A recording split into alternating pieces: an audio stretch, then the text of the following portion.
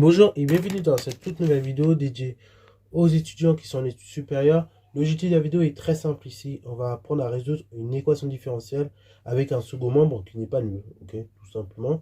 Donc on va commencer gentil ici. Après, vous allez voir, on va monter assez vite en grade pour que vous soyez assez vite armé sur ce genre de résolution d'équations différentielles et que vous ne soyez pas trop désespéré. Bon allez, sur ce, c'est parti mon kiki. Donc on a juste devant vous une petite équation différentielle. Pareil aussi, ce qui est important, il faut vraiment que vous soyez à l'aise avec les résolutions d'équations différentielles de base, parce que après les exercices sur ce chapitre, c'est pas des exercices qui sont énormément difficiles, mais qui peuvent vite le devenir si on n'a pas les bases, quoi. Si on n'a pas les seconds membres en tête, si, si on n'est pas à l'aise par exemple avec des dérivés, des choses comme ça, c'est un exercice qui peut vite devenir difficile et casse-tête. Mais sinon, si on a des petites bases et un certain nombre de règles en tête, on s'en sort toujours. Ok. Donc, ceci assez parlé, je vais laisser mettre en pause, essayer de résoudre E sur R, et ensuite on va tout simplement corriger. Sur ce donc, correction. Alors, du coup, première étape, quand on veut résoudre une équation différentielle de ce type-là, vous voyez que le second membre est non nul. Donc quand on a un second membre qui est non nul, je vais vous donner la démarche de résolution. Donc, ça c'est vrai pour toutes les équations différentielles linéaires d'ordre 1. Même comme les coefficients ne seront pas constants, ce sera exactement la même démarche. Donc quand on veut résoudre une équation différentielle linéaire et que c'est d'ordre 1, comme j'ai noté là, la technique est toujours la même. Première étape, on va aller chercher les solutions de l'équation homogène. Donc solution homogène. Donc j'en mets un S parce que les solutions d'équation homogène, il y en a une infinité selon la valeur de lambda, comme on a vu dans le cours.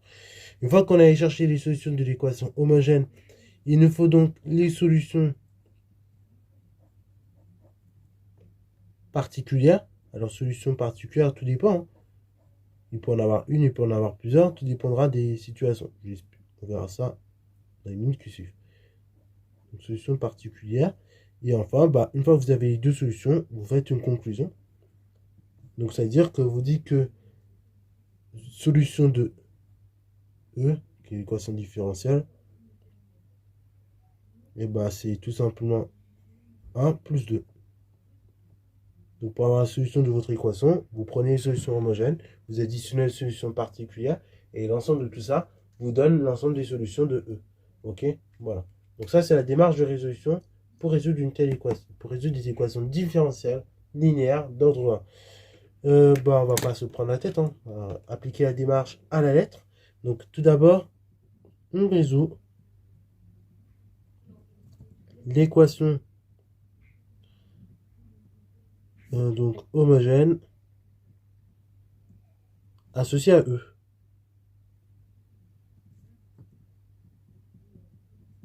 qui est la chose suivante. Donc qui est H qui est égal, qui nous donne la chose suivante, 2y' moins y égale à 0.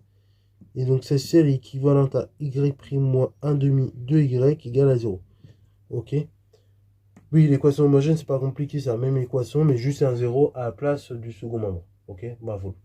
Ce genre d'équation, vous savez résoudre ça. Donc vous dites que les solutions de h sont les fonctions qui s'associent lambda exponentielle, donc l'opposé du nombre qui est devant le y. L'opposé de moins 1 demi, c'est 1 demi, donc lambda exponentielle 1 demi de x, pour lambda qui décrit r. Vous voyez, une fois qu'on a la tige gymnastique, ça va vite. On a résolu l'équation homogène. Étape 1, remplie. Étape 2, solution particulière. Donc là, on veut déterminer une solution particulière de cette équation-là. Et maintenant, je vais vérifier, je vais regarder rapidement dans mon catalogue, et ça, c'est le réflexe que vous devez avoir, dans le catalogue de formules que vous avez vu sur les seconds membres particuliers, dans quel cas nous sommes. On est dans un cas où on a un second membre de type exponentiel. Alors même, si on va être un peu plus précis par rapport au cours qu'on a fait récemment, c'est dans le cas d'un second membre polynomial exponentiel. Okay, dans le cas où le polynôme, le degré de ce polynôme est nul. Ok, voilà. Donc on est dans ce cas de figure. Donc, pour cela, on va dire qu'on détermine une solution particulière de E. Et donc, il vous faut une fonction. Donc, soit f, p, la fonction qui a x associée. Donc, comme on a dit, on est sur un second membre exponentiel, polynomial, comme vous voulez. Et donc, quand on est sur un second membre exponentiel polynomial, il faut regarder que l'exponentiel qui est sur le second membre, s'il est différent ou non de l'exponentiel qui est dans la solution de l'équation homogène. La solution de l'équation homogène exponentielle, c'est exponentielle de 1 demi x. Là, on est sur de l'exponentielle 2x. Ce n'est vraiment pas la même chose. Donc, du coup, eh ben, on peut bien prendre comme solution particulière la fonction qui a x associée k fois exponentielle 2x, ou k décrit r. Alors, le certain k ici qui décrit r, ça, on va l'utiliser seulement, je me dis seulement dans ce cas de figure, ok? Seulement dans le cas de figure où tout simplement vous avez juste de l'exponentiel, ok? Ou si on est dans un second membre exponentiel polynomial, enfin non, exponentiel plutôt, mais connaissant l'ordre 2, on pourra aussi pareil utiliser ce genre de technique avec k appartenant à r. Sinon, autrement, on ne l'utilisera pas. Donc c'est juste dans ce cas-là où on pose la fonction qui est solution particulière en théorie de cette équation sous cette forme-là, ok? K fois exponentielle de x, k décrivant r, fp, vous dites que c'est dérivable sur r par composition.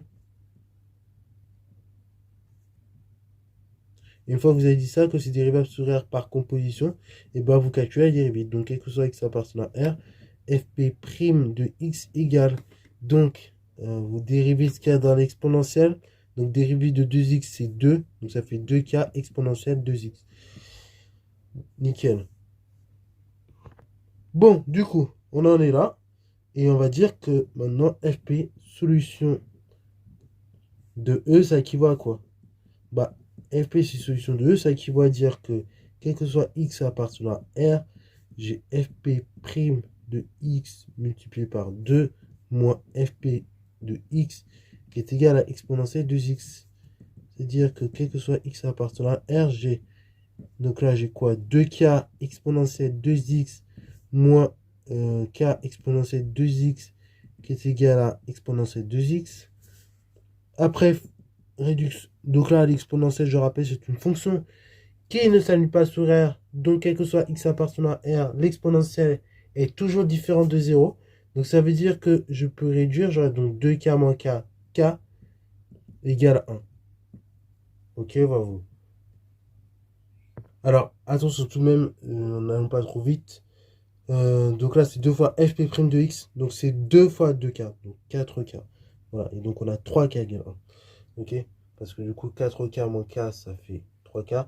Donc 3k égale 1. Et donc, on tombe bien à k égale 1 tiers. Ok? Voilà. Alors, ça, pareil, vous voyez, ce genre de choses, ça peut arriver à 1000 fois. Donc, c'est pour ça qu'il faut toujours revérifier les lignes que vous écrivez. Ok? Parce que bah, ce serait dommage quand même de bien avoir pensé à toutes ces étapes intermédiaires et juste pour une erreur de calcul, vous voyez, ne pas avoir la bonne fonction. Donc, c'est vraiment dommage. Donc là, c'est bon, on a bien k égale 1 tiers.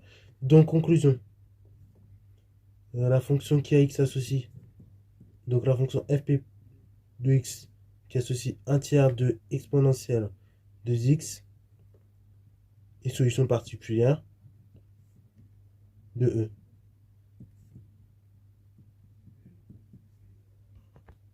Alors, maintenant on part à l'ensemble des solutions de E. Donc là, on a attaqué l'étape 2. L'étape 2 est finie, over. Maintenant, on va faire l'étape 3. L'étape 3, bah, c'est tout simple, c'est dire que l'ensemble des solutions de E, c'est solution de l'équation. C'est donc petit 1 plus petit 2, c'est-à-dire solution de l'équation homogène plus solution particulière. Ok. Donc, conclusion, si je veux avoir les solutions de E, donc, on va mettre l'ensemble des solutions de E, ensemble des solutions de E et donc un ensemble de fonctions. Donc, c'est l'ensemble des fonctions qui a x associé lambda exponentielle. Donc, on reprend 1 demi x plus la chose suivante, 1 tiers exponentielle 2x pour lambda décrivant R. Voilà, donc c'est fait. Maintenant, on a l'ensemble des solutions de E et donc ça conclut cet exercice.